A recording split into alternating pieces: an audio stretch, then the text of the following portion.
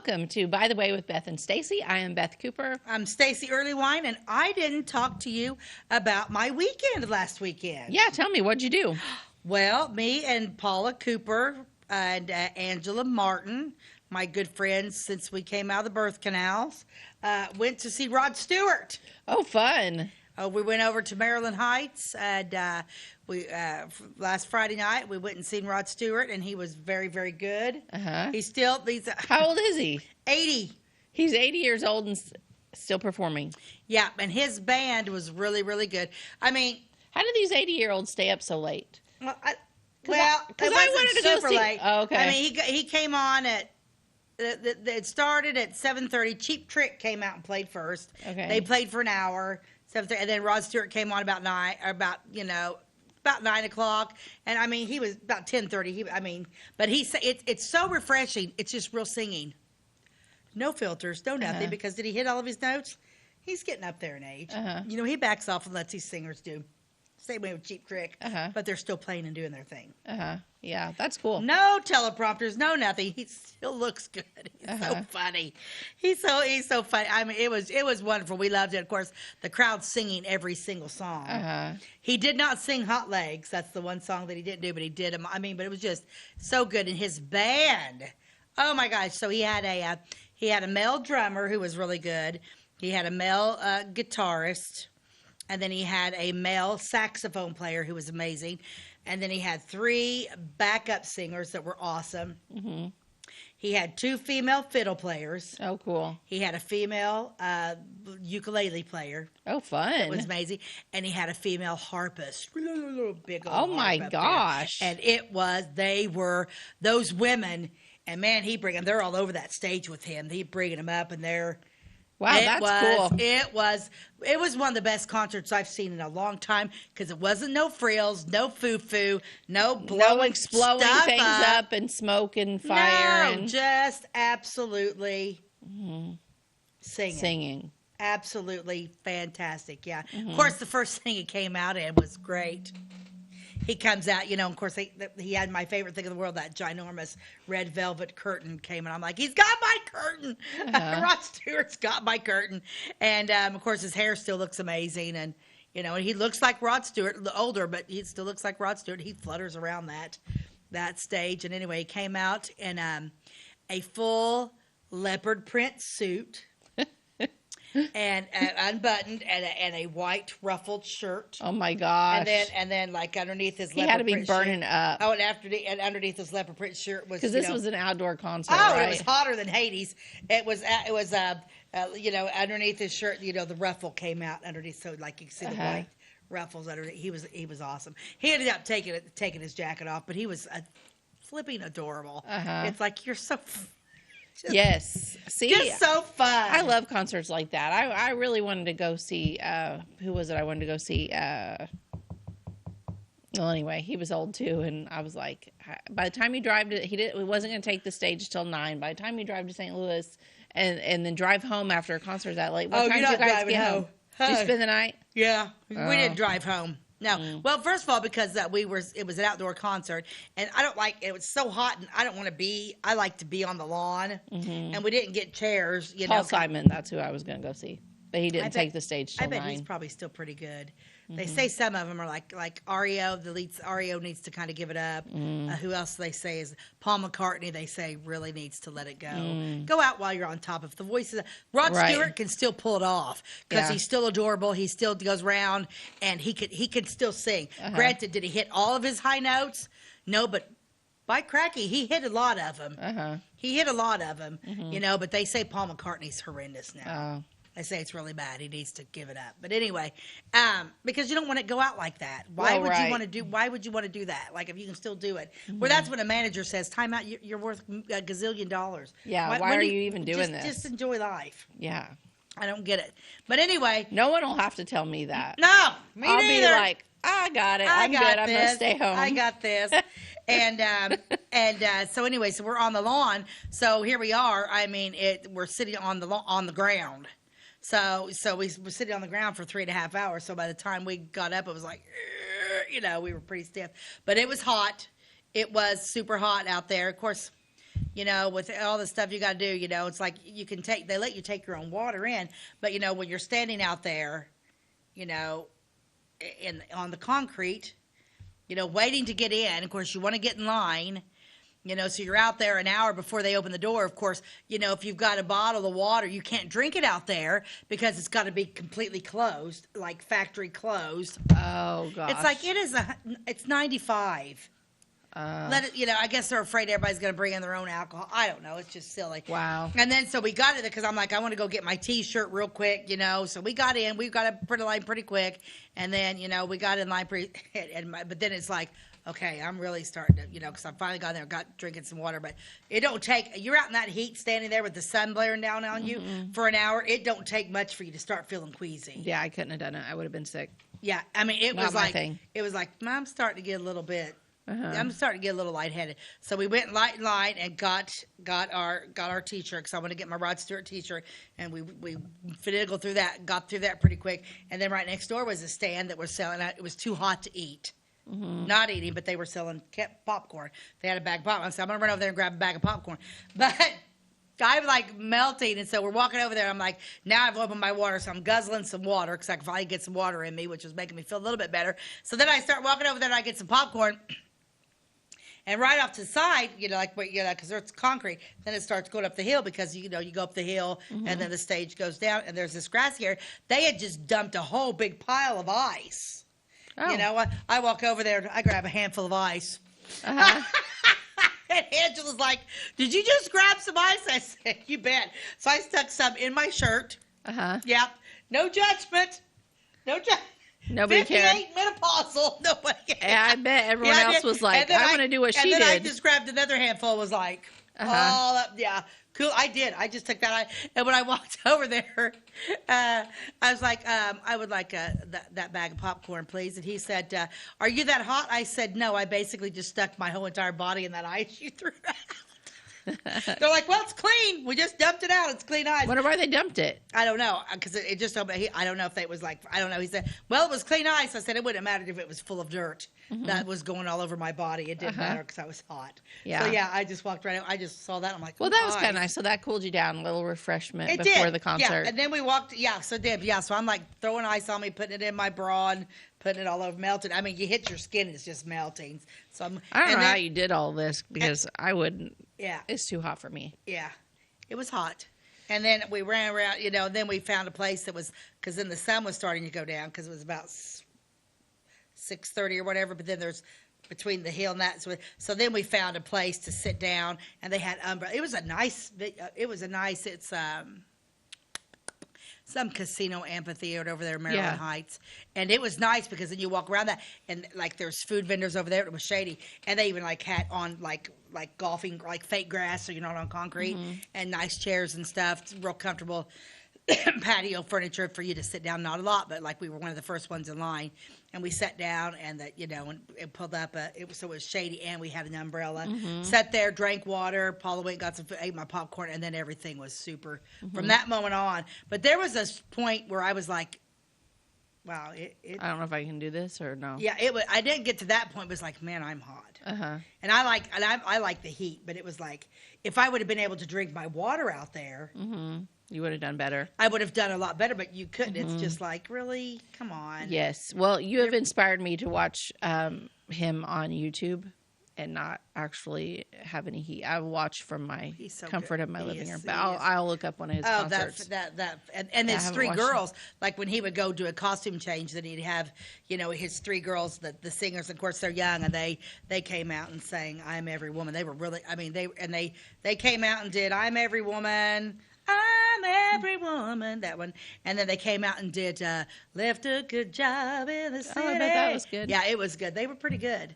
Yeah, but he was fantastic. Do you know much? I mean, are you a big... Yeah, I mean, I know a lot of his songs, but... Yeah. Yeah. I mean, I wasn't ever a huge fan. Yeah. Every single song he sang, you knew. He has that many, and he didn't even do well. And he sang 23 songs that night. Wow. That man did 23, and it wasn't, it was like... Yeah. Wow. Yeah, he was something. He was fun. Well, it keeps him young, I'm sure. Oh yeah, it is. And it's one of those things that's like, okay, it's how does he do it? How does he do it? Well, everything's taken care of for him. Mm-hmm. He's literally sitting on the back of the bus. It's rolled right there. Yeah, he probably had a big old nap before. Oh, yeah. He's on the back of the bus. He knows it. And he walks on stage. He works for an hour and a half, and he goes back, and everything's taken care of. Mm-hmm. I mean, let's face it. It is what it is, right? Right. Mm-hmm. I mean, right. It's one of those things where it's like. Yeah, that would be nice. Yeah, it's like, oh, how do they do it? Well, they don't do anything else. Yeah. They work on that. I mean, somebody's picking out your clothes, somebody's dressing you, somebody's doing your hair, somebody's doing your makeup. You're basically doing everything. Everybody's doing everything for you, but bathing you. And chances are, who knows about that? It was one of those moments where I was like, "What are you going to say?" Who even knows about that? They may, I mean, let's face it. Yeah, let's reality. Yeah. I mean, could you imagine if you never had to sit down and pay your bills? You never had to clean your house. You never had to drive. You never had to do this. You didn't have to focus on it. Like the mental load. The mental load of like everything you have to do is like right now my mental load is like thinking, okay, I'm going to finish the show and then I got to go home and finish this my other job, and then I have a dentist appointment later and I got to take the kids to the dentist and I need to do 3 loads of laundry tonight, and and like when you're Rod Stewart, you don't have that mental load. No, when you're those people, you don't have that. You just got to know your songs. Yeah. All you got to do is know your song, and you just flood around and that's all you got to do. Mm-hmm. Know your song. Everything is done. Yeah, it's the roadies and all that stuff. Yeah, you don't have to do anything. Yeah. And he's not doing any of that crazy dancing. Yeah. And those people aren't singing anyway, so what do they care? Right. The Beyoncés and J-Lo's and all Britney Spears and Taylor Swift, they're not singing. Yeah. And if they are, it's all filtered. But they're not singing. They don't sing and dance. Right. And one of those things is like, well, how do you know that? It's like, well, first of all, everything's flawless. Mm-hmm. Nobody's flawless. Mm-hmm. Everything's completely flawless. And I said, okay, just pay attention. So you're up there. Let's take Jennifer Lopez you're up there. She's dancing. She's dancing. She's dancing. She's dancing. The singing is absolutely flawless. She's swinging in the air. You're not hearing anything on the microphone. You're not feeling any. You're not hearing anything else. Big breaths here or anything. It's just. And then whenever she gets done, she's going, because she's breathing heavy. But you're not hearing that over the microphone, and you didn't hear any of that. Mm-hmm. People are so gullible. That's because they're not singing. And look it up. All the national anthems, all pre-recorded. No, not one national anthem sung live. Really? Then why do some of them sound so bad and they let it go on? I don't know. Yeah, because they're probably not that great in the first place. But yeah, most national anthems, that's why they think they started to pre-record a lot of them, because I think when someone, who was it, Christina Aguilera, she plumb ruined the words. She probably went out there and was like, yeah, I got this. Whitney Houston was live. Whitney Houston's national anthem was live. Some of them, but I think for the most part of them, they're not sung. They're not sung live anymore. That's a shame. Mm-hmm, yeah, I wonder. A lot of it probably has to do with the filtration of this. The sound system itself. Yeah, yeah. Like even when you're seeing the performances up there, they're not. I mean, they're not singing. Nope, nobody's singing anymore, except those. And then it's probably like your Aerosmiths and those guys. They're probably like, well, I'm absolutely going to sing it. I would imagine it's up to the performer. But those young ones that are singing down, yeah, they're not. Yeah, I don't know. I'm not like most people where I just love concerts. I don't. I love music, and there's a lot of artists I love, but I would just as soon listen to them on my time. Yeah, and I definitely don't want to.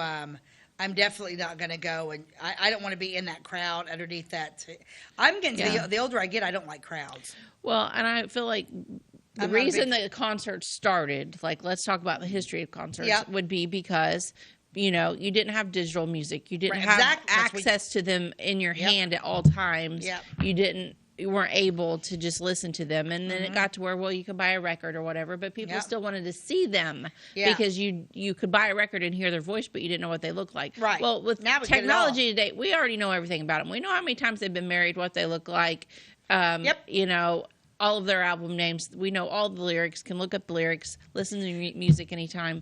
Well, yeah. So, do we really need to go to a concert anymore? Well, no. And the thing about it is you also got to take into consideration too that basically where we were at, we're watching them on a big screen anyway. Well, right. Because we were like the stage is here, then underneath the the people sitting here, and then we were like right here on the bed, but you're still watching them on the big screen, right? Because it's such a big.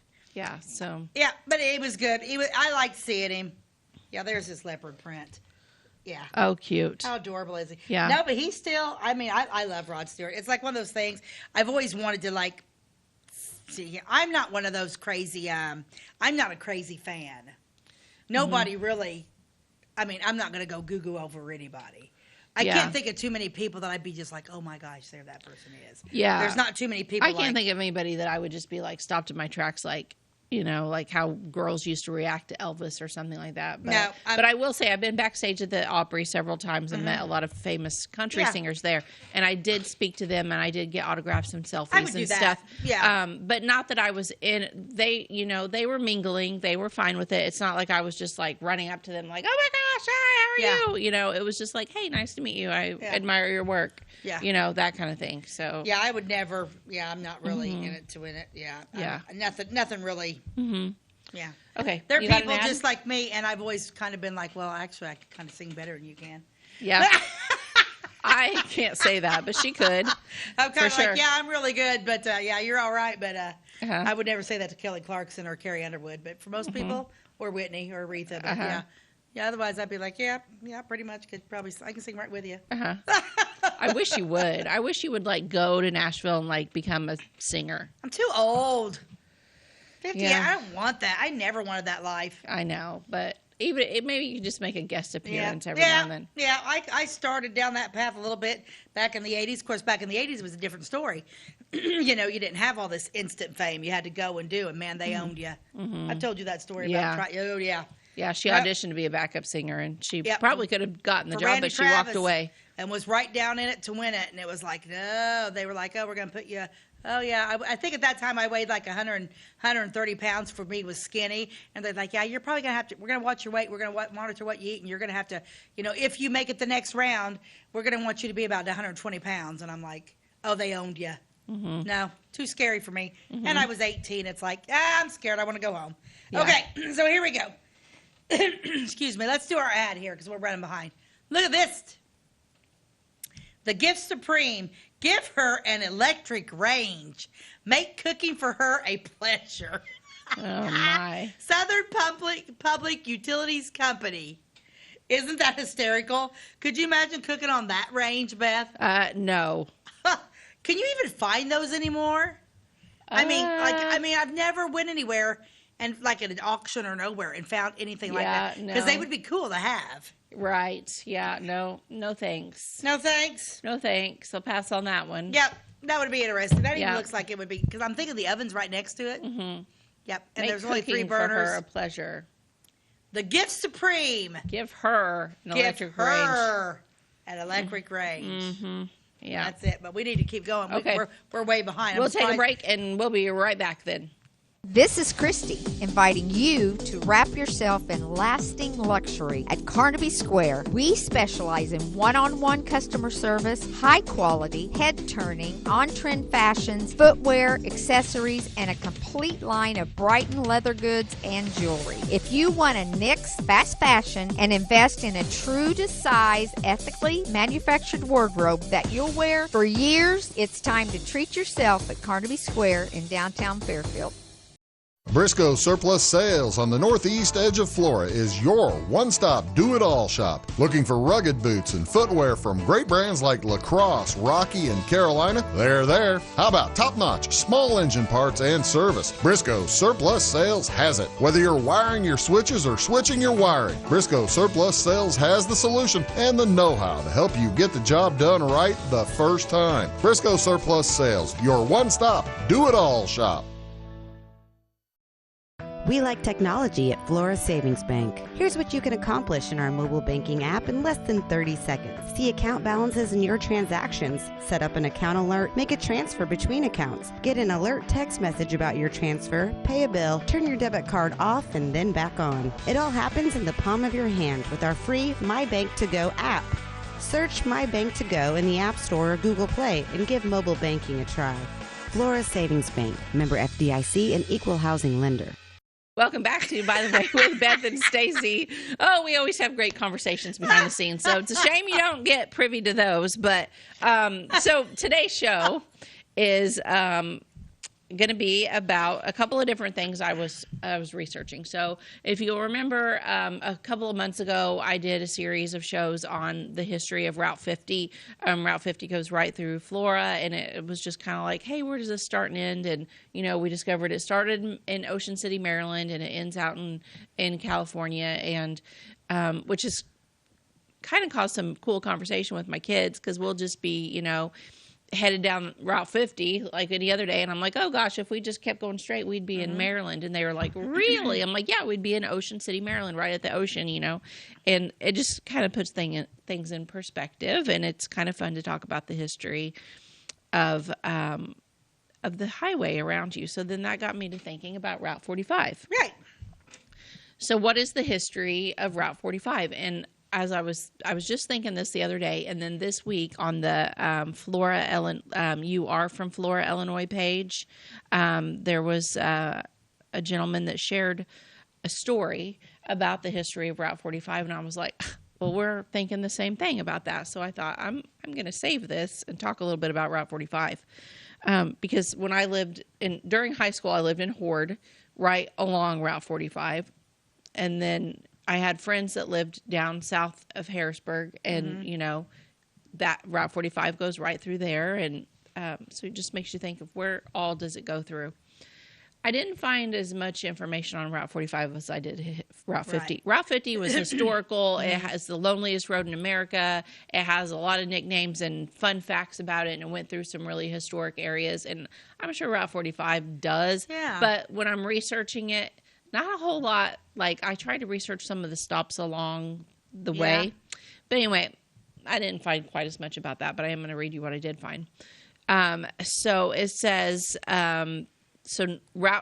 Route 45 goes from north to south. It is roughly 1,297 miles long.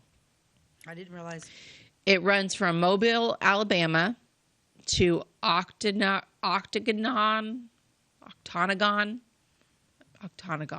Michigan, on the shores of Lake Superior in the north. So if you stayed on Route 45 and you just kept going north, you'd end up at Lake Superior.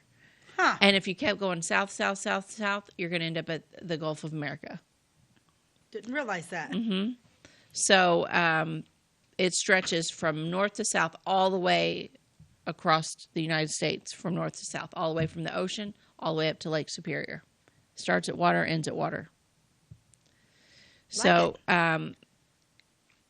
let's see, some interesting facts about it. The very first paved road in the whole United States, or no, not the whole United States, in the American South, was a 49-mile stretch in Mississippi, Lee County, Mississippi. And whenever Route 45 was built, they incorporated that stretch into it.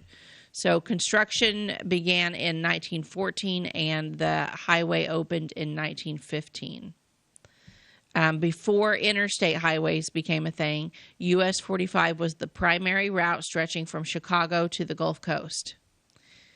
In 1935, the northern end of it shifted from the Chicago area to Octagon, and that is considered the end point. Let's see. It touches 7 states from south to north. It goes through Alabama, Mississippi, Tennessee, Kentucky, Illinois, Wisconsin, and Michigan. In Illinois, it covers 429 miles, running from the Brookport Bridge over the Ohio River in the south, which, first of all, we need to just talk about the Brookport Bridge for a minute. Yeah. Have you ever been across it? I don't think I have. Okay. Ty, please Google a picture of the Brookport Bridge in Paducah, Kentucky, please. Gosh, if I have, it's been a long time ago. Okay, well, I don't know. I think I've only been through the interstate. Is this off? It's off the interstate. Yeah, I would have never gone Route 45. There. Yeah, I would have It's never not very far off the interstate. And when you're crossing the interstate into, like, you're on 24, like going into Paducah on the interstate, like as you're crossing the Ohio River, which the Ohio River at its widest point is at Paducah, Kentucky. So when you're going over these bridges at Paducah, it is the widest point of the Ohio River. It's an enormous length, okay? when you're going over the main interstate bridge, Is you can look and see the Brookport Bridge. Oh, no, I've never been over that. Okay, so this is the Brookport Bridge. That's cool. And I'm going to say that it is I will say it is the scariest bridge I've ever been over. Ty, see if you can find other angles of this. Like, why? Here we go. That's a good one. All right, so this bridge, you notice all of the beams coming down around you. So as a driver, you're feeling very surrounded the whole way across. Okay. See how narrow it is? It's very narrow. It's almost as if it should be one lane and there should be a stoplight at either end, and it's either one side goes or the other. That is narrow. It's very narrow. It's almost like you feel like you're going to die at any moment if you meet any kind of big truck. Okay, I don't know. There's a weight limit, and I don't think the regular semis can cross it anymore. I was going to say, but they used to go across it. Even if you just met a pickup truck, you would feel like you're going to have a head-on collision. Really? Okay, now take a look. I want to go over it now. Well, the last time I went over it, I took a group of women from the quilting convention, and we went over it because traffic was so bad on the other bridge. And leave that picture up if you would for a second, please.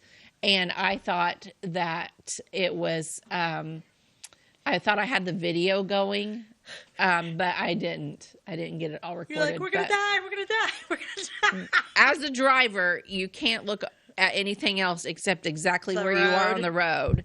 I actually prefer to go over it as a passenger. But see, I don't enjoy going over it, but it's like I have a love-hate relationship with it. I have to go over it I'm also like kind of obsessed with it, but also I don't want to be on it. But I kind of like it, but I kind of don't, you know?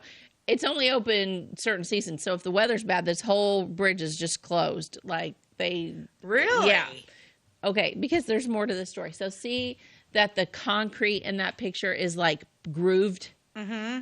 It's grooved the entire length of the bridge all the way across. So you're like, So it kind of pulls and tugs at your tires. So you're trying to stay in the lane, but also you're trying not to die, and you feel like your sides of your car are rubbing up against that railing. That's how close you are. It's got to be inches. I don't know. Could you imagine like driving one of the big honking Yukons, like your old car? I did. I drove that across big old honking thing? I drove that sucker anywhere. But it would sound like it's very loud. The whole time you're crossing this, it's very loud. And this bridge moves. So it has a little... You lost me at move. This bridge, I swear, has some kind of sway to it. And especially if there's more than one car on it, it feels like you're... Okay, think about the wooden bridge at Kiwanis Park that used to connect the rocket to the other end, and you would run across it, and the whole thing...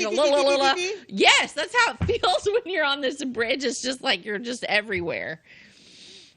It is. I'm totally going now. Yeah. So anyway, it's not hard to find. You can take the Metropolis exit. Oh, so just down 45, just follow it all right across the bridge. Yeah. Well, one of my favorite ways to go to Paducah is to take 45 all the way there. You can go. To Route 45 will take you straight to Harrisburg, and then at Harrisburg you go south. You actually get on 145 for a while. Anyway, you end up back here, and it's an easy drive, but it's not faster than the interstate. But anyway, that is the Brookport Bridge. There's a lot of construction on 24, so right now this bridge has a lot of traffic on it. I was talking to one of my friends that lives down there the other day, and we decided that a really good business for somebody that lived in the area would be to stand at either... sorry. Yeah. To stand... If you were a comfortable driver with that bridge, to stand at either side of it and offer to drive people across it and be, for $10, I'll drive you across. And then as soon as we get to the other side, I'll get out, you hand me my $10 bill, and we're out. If somebody were to do that... You could just do that on golf carts and stuff. That'd be fun.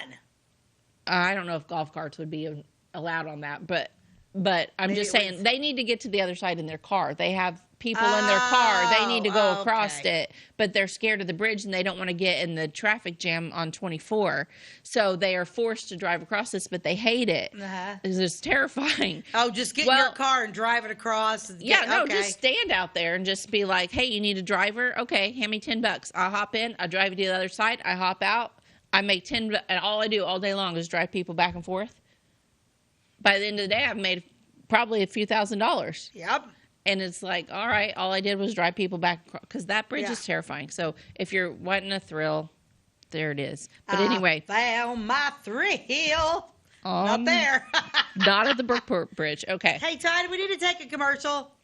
Yeah. We do. Okay. We'll be right back. At Clay County Hospital, we are dedicated to providing quality care for you and your family. Our skilled medical team is committed to your well-being, ensuring that you receive the personalized attention you deserve. From filling your prescriptions at our state-of-the-art pharmacy to a visit with our compassionate behavioral health providers, we're here to support you every step of the way in your journey. Experience the difference at Clay County Hospital, where your health is our priority. Clay County Hospital. Complete care, start to finish. Tomorrow. Some fear the uncertainty it brings. Some trust the promise it holds. At Grinnell Mutual, we are always looking forward to tomorrow, growing and innovating. So even if the plans you have for the future aren't the same as the plans the future holds for you, you can be ready. Because we'll be ready, like we have been for over 100 years. Trust in that. Trust in tomorrow. Talk to your mutual agent today. Your local agent is on the square. Louisville, Clay County, Farmers Mutual Insurance. At Clay City Banking Company, we're all on the same team, regardless of zip code. At home, work, school, or across the country, you can be part of our team with our cutting-edge mobile banking products. From your hand, you can check balances, transfer money, make deposits, and pay bills. Looking for a loan? We've got you covered with our mortgage, agriculture, commercial, and consumer loans. Join our team today. Clay City, Flora, Louisville, and Fairfield Banking Companies. We're the hometown banks, member FDIC, and equal housing lender. Welcome back to By the Way with Beth and Stacey. So we're talking about Route 45. I just talked about in Paducah, Kentucky, but I kind of skipped ahead of myself because one of the pictures I sent in Ty shows a picture of Alabama. This is down near where it starts in Alabama, this Route 45. Yeah, Mobile, Alabama. It doesn't that just look like kind of like Louisville? Like, I mean, it's so interesting. Yeah, it doesn't look much different. I know there are sections that it kind of runs alongside bigger roads and stuff, but this is down in Mobile, Alabama. So just That's pretty. Pretty. I like Alabama. Mm-hmm. I like the South. Mm-hmm. What am I kidding? I love everything about the South. I love all Southern things. Yep. Especially the food. Let's see. Yeah, that's pretty. Mobile. I don't know if I've ever really. I think a friend of mine, I think Lori Luff may have moved down to Mobile, Alabama. I'm almost positive that's where they moved after we were juniors in high schools. Huh. Been a minute since I've been down there. I think I went down there and sang at her wedding. Yeah, so anyway, it goes through all of the states. I kind of looked up a few different places in Alabama to find the history of like that area. All I found really was about, some of the stuff that went on in the 60s with civil rights and things. Yeah. I didn't really find much about the history of the highway or things along the highway. But it does go straight up through Wisconsin and arrives in Oshkosh and then Milwaukee. It's in Michigan. Let's see if I had some photos. The thing is, okay, I did click on those photos. Every state that I clicked on, like it showed some photos of Route 45 in Michigan. It showed some photos of it in Wisconsin, and everyone, they all looked alike. So like we could just look at that picture of Mobile, Alabama. Like the scenery even doesn't seem that different.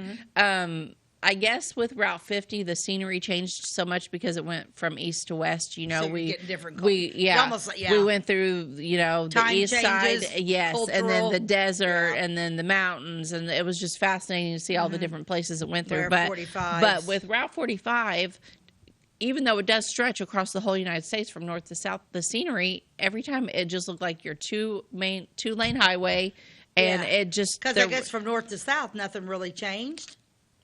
Because it's still the Midwest. It's still the Midwest. It's still the Midwest. It's still the Midwest, and it's still a lot. There was either a lot of corn or just small towns, and they're really... I love small towns. I do too. I didn't really find as much fascinating stuff about it as what I'd hoped.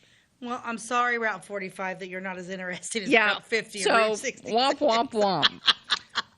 But then that research led me to another research, because then I was thinking about, we cross in Clay County and in surrounding counties, we cross the Little Wabash River sometimes multiple times a day. Right.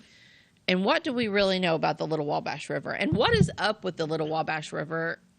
Because it's so windy. Like, you cross it at Louisville, but then you cross it at Clay City. Yeah, it is windy. And you actually cross it twice in Louisville, depending on which side of town you're in. Because the Wabash, the only thing I know about the Wabash River is the fact that that's how they, that was their roadway back in the beginning of Clay County. That's the only thing otherwise I don't know much about it. Ty, did I forget to show a picture of Route 45, the picture? Yeah, let's show that one real quick, and then we're going to talk about, oh, no, this is the path of the Little Wabash River. So, this one starts in Coles County near Mattoon. That's where the Little Wabash River starts. And then it goes all the way down into Gallatin County in southern Illinois. So you can see how much of it goes through Clay County. Okay, so and it goes how much of it goes through that blue line's only the Wabash River? That's only the Wabash River. I had a similar picture of Route 45 I forgot to show. Where does it, So I'm going to talk about that. Okay, because I don't know anything about it. So you can leave that up, Ty, while we talk about it. Now I'm fascinated. Because it starts up by Mattoon. I would love to see a picture of where it really starts. Like, is it a ditch? Is it just like a ditch? Yeah, because what's happening? Where's it coming from? So the Little Wabash River is 240 miles long. It's a tributary of the Wabash River, and it is part of the watershed of the Mississippi River. So what does that mean? So it's got to get fed somewhere. This is how it starts. The Little Wabash starts. It just starts. It's probably just a runoff from a ditch or something. Okay, so then you have the Little Wabash River, which flows into the Wabash River, which we cross the Wabash River when we go to Evansville. We cross over into Indiana. That's where we cross the Wabash. The Wabash flows into the Ohio, right? Which is, southern Illinois, Paducah, Kentucky, that area is where it touches Illinois. Of course, the Ohio is huge. But then the Ohio River flows into the Mississippi River. They meet at Cairo. And then the Mississippi flows into the Gulf of Mexico. So the river systems are really fascinating. That is fascinating. And people, our ancestors understood the river systems better because that was their main source of travel, and basically everything went to the ocean. But I don't know how well that is really taught today, that everybody understands that, I don't know all if of we these were little taught rivers. Do you? Oh yeah, I was. I don't know if I was. I had such good teachers. I really feel like I had a great understanding of things. Okay, so all the little rivers that there are, like the Little Wabash, or even like Coon Creek, like that would flow into. It probably flows into the Little Wabash. So all of these little creeks and rivers all form, they flow into a bigger one, which flows into a bigger one, which flows into a bigger one. And that happens all over the world. So and then it all ends up in the ocean. And it all ends up in the ocean. So that the water system is a neat thing to study. But, okay, so we're talking about the Little Wabash. God always had a plan, did he? He sure did. And wow.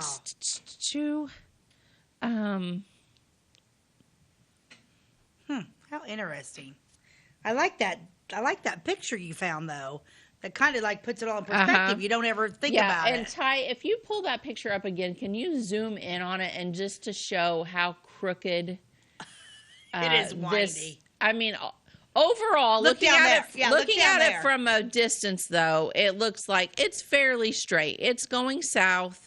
And it's going southeast. It's fairly straight. But zoom in just on Clay County and show how many twists and turns there are just in Clay County. This is why you can cross the bridge twice in Louisville alone, and then get to Clay City and have to cross the bridge again. Yeah, because those are tight. Those are twisty. It's very twisty. And if you crossing the bridge on Route 45 and you look either left or right as you cross the Little Wabash Bridge, you can see not very far down the river, it turns. Every time you try to get a good look at that river, there's a big turn. So no wonder there's so many log jams on and even go down, and now zoom in and go down south on that one, and then get past Wayne County and look how much even crazier it gets down. Look at that. Yeah. It's like twisty and double twisty. That's very very crazy. windy. Very It's windy. almost like, but then look at the path though that the land takes. It's just like Mother Nature's crazy. I mean, it just follows. Yeah.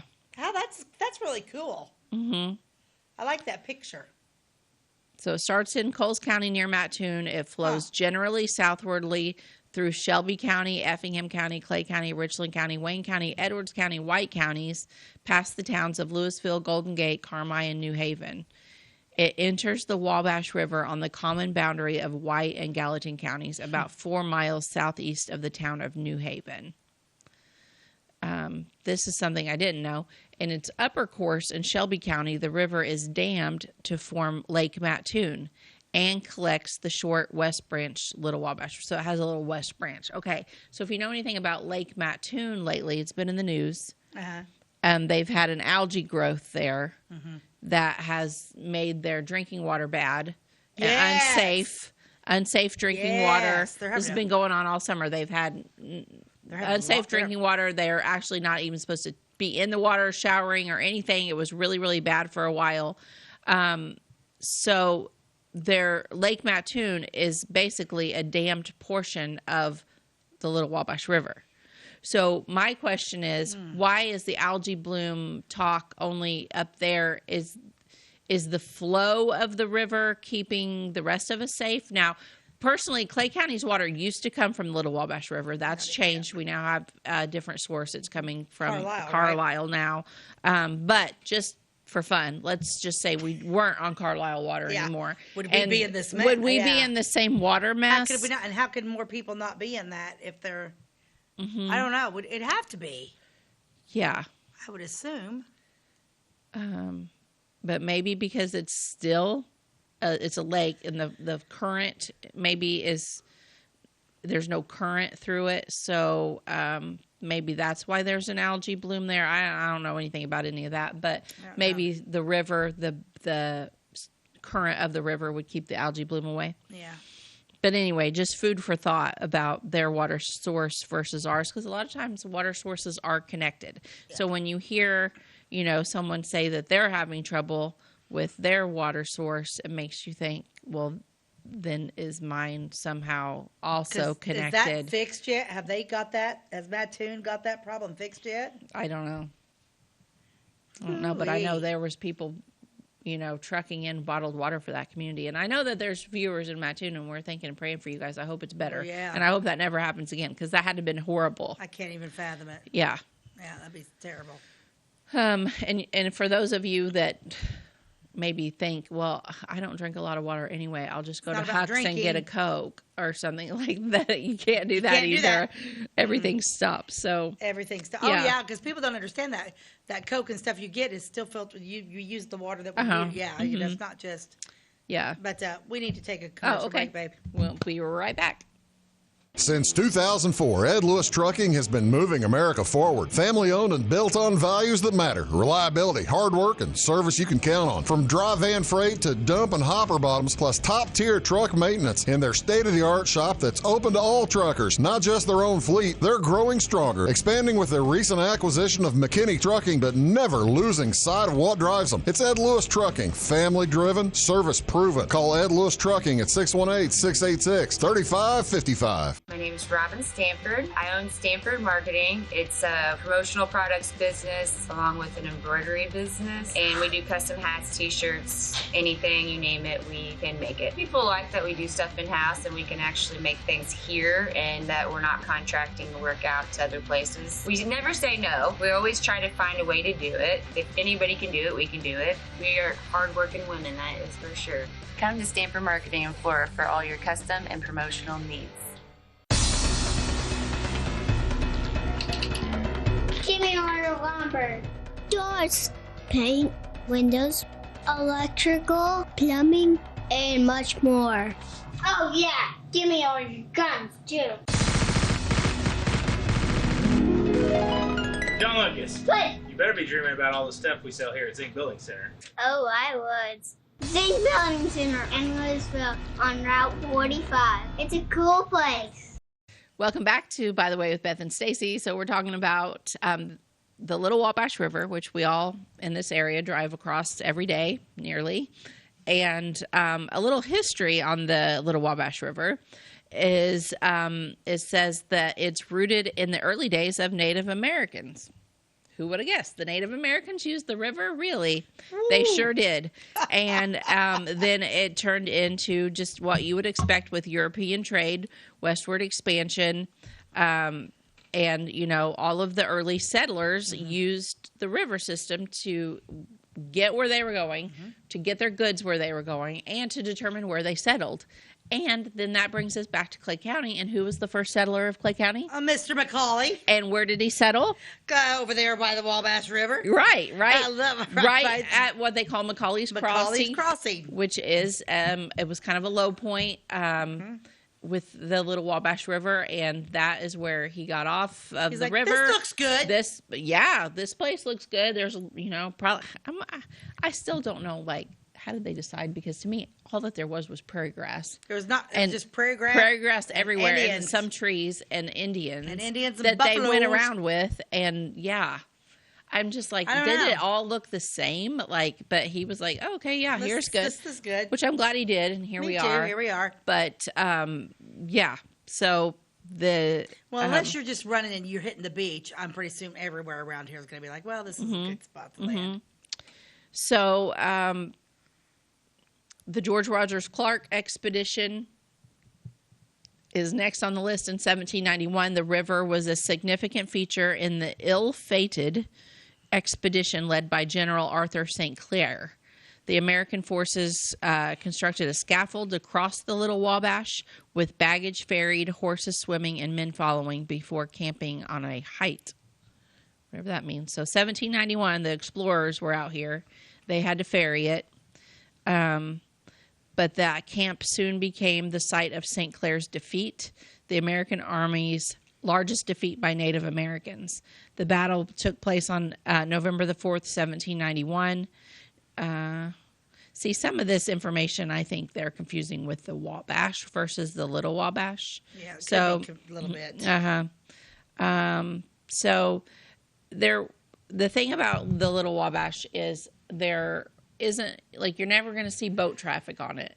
I mean, back then they used it some, but their boats were little, and a lot of them were more like rafts almost, you know? Yeah. The flat boats, because the Little Wabash is shallow compared to the big Wabash River or the Ohio or the Mississippi. There's no deep trench in the middle where it allows for boats to make the passage. Yeah. So that's kind of the difference. And then the other thing is the Little Wabash River tends to be very congested with logs and jams because it's so windy like this. It has nowhere to flow out. Yeah. When you cross a big river, it's strong and it's got a lot of power and current behind it, and it forges a very straight path. Okay, so that's why when you cross a bridge like the Wabash or the Ohio and you look at the river, you can see it for miles and miles and miles because there's not. Yeah, but the Wabash is like, so it does. Yeah, it's just not as powerful. So that's why there's not boats on it. But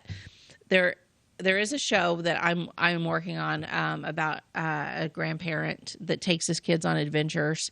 I'm still putting that show together. But he actually took one of his grandsons on a trip down the Little Wabash, and they did it in canoes, I believe. So we'll talk about that on a future show. But yeah, that's awesome. Yeah. Maybe I can have that one ready by next week. I've always got a few things that are kind of in my back pocket, but I've started and not finished. But yeah, so he let his grandchildren pick the adventures. And then for that one, they did a trip down the Little Wabash because it was kind of around the area that he had grown up in. Mm-hmm. So he wanted to come back and do that. And I can't even imagine how many times you had to get out of your boat and like push logs out of the way. Yeah. So I can't imagine it either. Mm-hmm. That's kind of neat, though. I'm not that kind of girl where I would enjoy an adventure like that.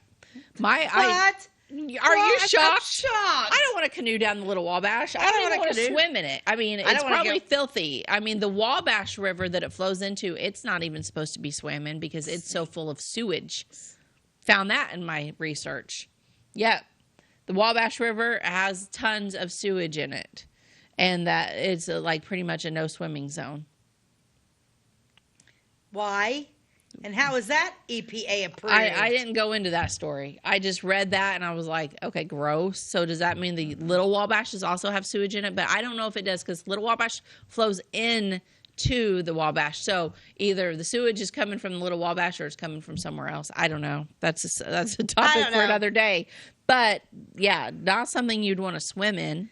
No. Gross. You wouldn't want to do anything in there. No. Mm-mm. No, I don't do anything where I can't see my feet. But you know what kind of river cruise I'm interested in? Oh, what? A Viking? Yes, like one of those Viking river cruises. River cruises are a totally different ballgame. Yeah, on those beautiful like cruise ships, basically for rivers. I always get confused. Jim took me over. Gosh darn it, we went over to watch Connor play football. No, this was when he's an adult and he's on this softball, baseball league or whatever with the union. We went over watching. We went in the convertible, and then we went over in Missouri somewhere. We went through Alton, and then Grafton. Grafton, beautiful. And there's that river right there. What is that river there? The Mississippi. Is that that's the Mississippi? Is it? I Google that. What river goes through Grafton? What is that right there? Because is it the Illinois River then? It might be the Illinois. I don't think it's the Mississippi. Okay. But Grafton is really cool town. It's a river town. I don't feel like it's the Mississippi, but it might. Well, Alton's on the Mississippi, right? Yeah, I know, but then you kind of go this way. Okay. Of course, the river. It's the Mississippi. Well, the Mississippi might do this a little. Well, because I feel like, but you can see on the other side of it. I guess I was expecting the Mississippi maybe gets a little bit. But anyway, Grafton is super cool. And they've got, some of them, that Viking went right down that. Oh, it did? Yeah, it did. Yeah. Grafton's neat. We went over there and there's camping. I want to go camping over there. I'm going to make Jim take me camping over there. Yeah, fun. If I ever do, I mean, I've always got big grand plans, but then it's like yesterday it was April. And now here we are. I can't keep track. My friend Cheryl, she took a Viking, I think it was a Viking river cruise in Europe and went down the Thames River, I believe. And it was amazing. But there's not as many things to do on the ship, but you get to disembark at like every single town and see, like she saw so much of Europe because of that. Yeah. I'm not sure. I mean, the European ones are fascinating and I would love to do that maybe, but also with the state of the world and everything, I'm happy staying in the United States. Yeah. So, I'm a big fan of Europe. I love Europe. It's one of my favorite places. I'm not going to go back for anything. Everything's a little crazy right now. Yeah. I'm thinking, though, I would enjoy a Mississippi one, a Mississippi river cruise. Oh, yeah. I could be down with that. That'd be fun. The rivers scare me, though. Like, rivers. Well, yeah. Yeah, because have you ever watched River Monsters? Yes. See those big honking fish that bigger than Jaws? Or even those tiny ones. The worst episode of What is it? It was the worst episode of River Monsters. No, what's in there? It's these little tiny fish. Flesh eaters? Kind of, but they like if you're a man, they jump up and go inside of you. Wow. It was awful. God. Google River Monsters TV show and watch the episodes. Every single one of those. I'm serious. That was more terrifying than like a horror show. I'm just like, those shows scare me. No, I watched it. Jim's like, oh my gosh. I'm like, what is that thing? He's like, I said, well, the ocean's not near as scary now. Yeah. A catfish that could eat this desk. Yeah. So I Googled like how deep is the Mississippi River at St. Louis because I cross the bridge at St. Louis a lot to go in, and I'm curious. You're already thinking if this bridge goes down, how well, if the bridge goes down, I'm dead. But I'm just curious. It's like, stay with me, Stan Musial Bridge. I know that those barges have to stay in a certain area, so I'm like, how deep is it, like, in that area versus how deep is it closer to the edges?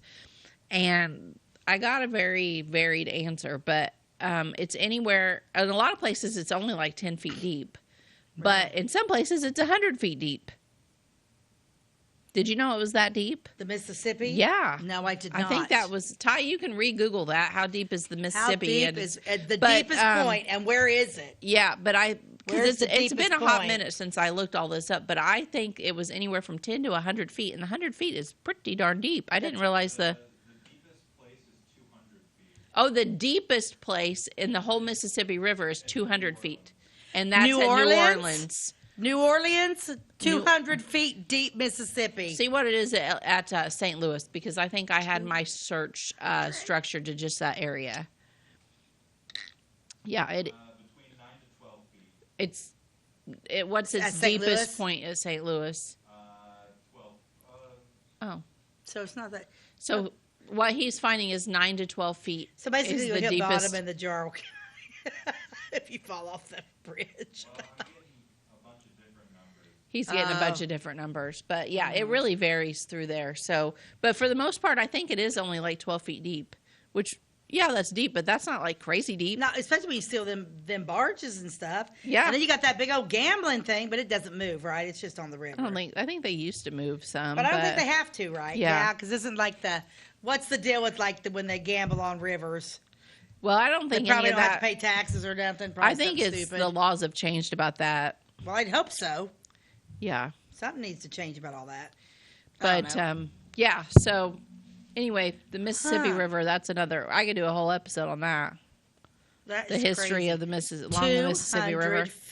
200 feet deep in New Orleans. But that's in the crazy. delta where it's getting ready to hit the ocean. I was getting ready to say, yeah, it's fixing to hit. Which, speaking of that area, do you know things that are in the ocean? Some things can live in salt water and fresh water. Yep, I did know that. And so then they swim up the river. Yeah. And those things that I'm speaking of are sharks, bull sharks. Yeah, they'll get bull in the sharks river. Yeah. can get in the river, and they have actually found. Ty, Google this. There has been bull sharks found in the St. Louis area. Yeah, I knew that they could get up in there. Yeah. Yeah. Yeah. There's another reason I don't want the bridge to fall. I'll tell you what, Louis. we were in Belzoni, Mississippi doing a mission trip, and the river, the Mississippi dumps into there too. And that part of the ocean, I don't know why anybody would go to the Gulf there because it's ugly. Yeah. It's absolutely awful. Yeah, because it's all mainly river water. Yeah, and it hits that ocean and it's gross. In 2021, 2 bull sharks were found near St. Louis in the Mississippi River. Okay, that's not that long ago. It's not that long ago. What'd they do with them? Probably nothing. Probably take them to the They probably found their way back. Yeah. Okay, so next time you drive over the bridge at St. Louis and you're looking at the Mississippi River, look for fins. Look for that dorsal fin. Baby shark. Yeah, they're probably not babies if they made it that far north. They're eating their way up. Yeah, no kidding. Oh. Okay, what you got? Okay, here we go. I'm stupid. Here's your sign. I went to church on crutches last Sunday. The usher asked me, "Did you hurt your leg?" I said, "Nope. I just like chafing under my arms." Oh, gosh. Oh. Those are funny, but they're kind of rude, too. Funny. Like, and now we're done. Now we're done. Oh, gosh. Anyway, thanks for joining us. As always, you can find us Monday through Friday at 11 a.m. and again at 3 on Wabash Catch TV. All of our episodes are on our YouTube channel, by the way, with Beth and Stacey. And that is it for today. We will catch you next time. God bless you and have a great day.